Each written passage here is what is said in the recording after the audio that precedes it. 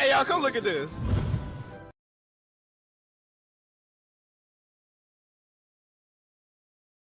What's up, Goblin Nation? Boy oh boy, do we have some great news for you guys today. I was at work slaving away, working for the man, and I looked down at my phone and you'll never believe what I saw. RELL finally dropped sneaks after almost a month, and no, I'm not counting subscription only sneaks because I'm a man of the people. Some of this stuff I've been so excited to share with you guys because I love the flashy stuff and I know you guys do too. We've been hard at work keeping the RELL hype alive, so subscribe if you haven't and you can be part of the Goblin Nation. And join the Discord if you're looking for a crew to play with or if you want to discuss possible theories. Let's take a look at the Devil Fruit sneaks and do a deeper dive on the event list they showed us, and buckle in because delicious times are ahead of us. First up, we have some sneaks for the Revive Fruit. This one's really cool, and honestly looks like the best version we've ever seen in a Roblox game.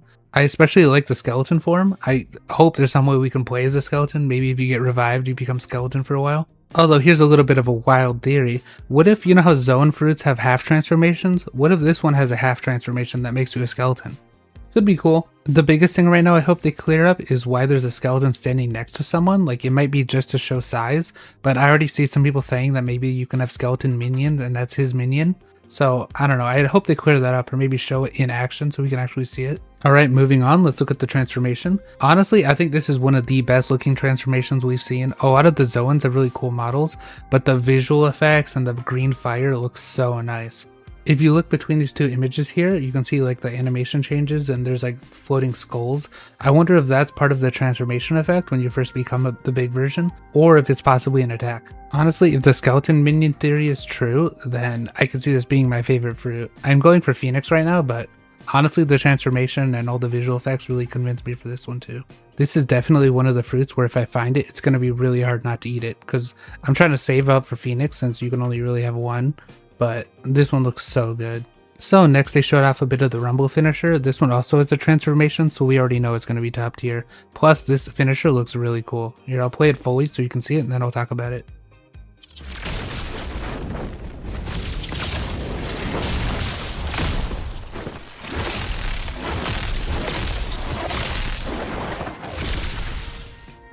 This is probably one of my favorite finishers we've seen so far. I know they've shown off a couple like Gravity and like some of the zone ones, but just the look you see when he knocks him up into the air and you can see the clouds is such a good visual. The way he lands with the lightning effect and then throws the thunderbolts really gives me Zeus vibes, which is a pretty cool power fantasy, I think. I've seen some people complain about this one, but I mean, how much can you nitpick? Even that flip he just does is like so cool. No, this last part doesn't actually seem like much, but it's actually the part that got me most excited, because if you look at the list of events, they're actually confirming a lot of things people have been asking for. Seriously, here are 2 posts in my Discord asking for random events, which I already kind of thought were going to be in the game, but now it's officially confirmed. Just taking a look at the first 2, we can see legendary ship events, which I think will be like legendary boss ships spawning. We already know that there will be boss ships because they said that's how you get some of the blueprints for your ship. But this is another one of those things that's really good to get confirmation on. The second one says Pirate Hunter event. I believe this will just be like a bounty popping up and you have to hunt it down. But I'm not 100% on that. Let me know what you think. This is another one of those that people have been asking for. A lot of people wanted to play as pirate hunters instead of marines or pirates. And these events look like they'll be a good way to feel that. But we don't know how they work or how often they go off. So, and honestly, for the third one, port events, I have no idea what that could be. Let me know what you guys think. I assume it's just events at a port, but that could literally be anything. And fishing is already its own event later on. Next we have pirate camps and marine camps. I believe this will just be camps spawning around the map that you take down as like little outposts. The corrupt marine event is interesting because it might be one that's exclusive to marines.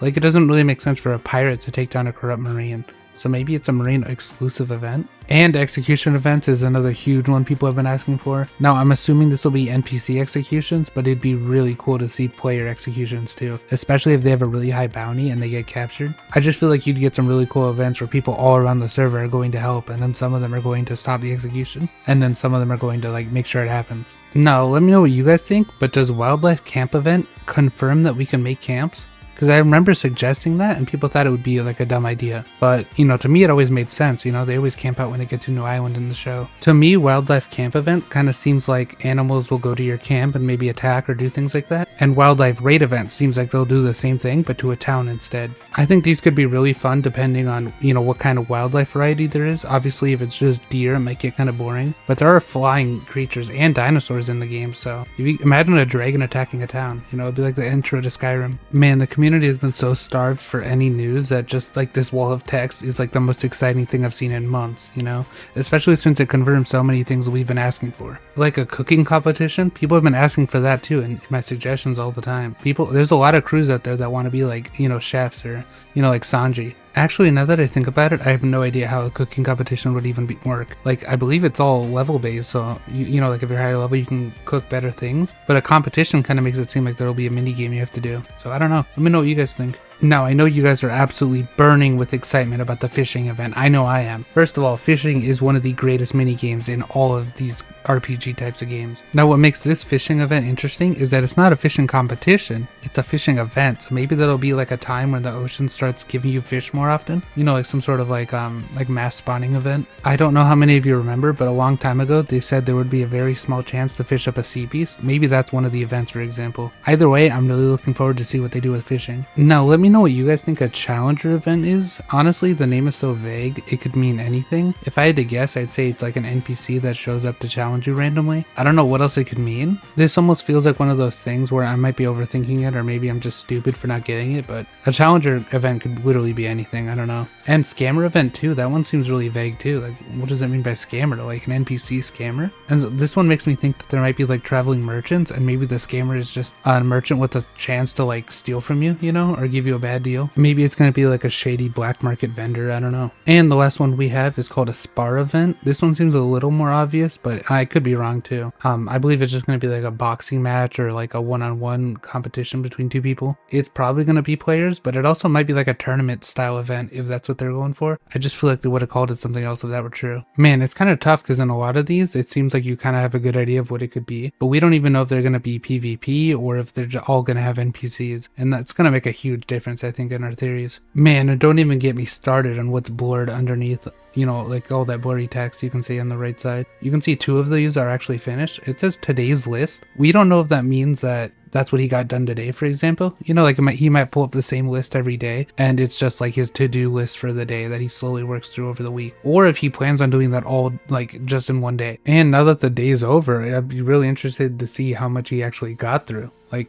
it says he already had 2, but it was like at 9 a.m. You can see by the timestamp at the top. So now that it's like way later, maybe he's done with all of them. We already kind of know that the Robros are like farther ahead in development than most other game developers. They seem to be really good at like processing these systems and then streamlining them so they can do them way faster. And that's not even me trying to glaze them. They used to do weekly updates on Shindo Life, which is crazy, especially when they would add new abilities every week. And that's about it for the video. Thanks for watching. I can't believe I was able to get to like 8 minutes doing just talking, but that last half was really interesting and it was really fun to go through. So let me know if you guys enjoyed. As always, I'll be back for more videos this weekend.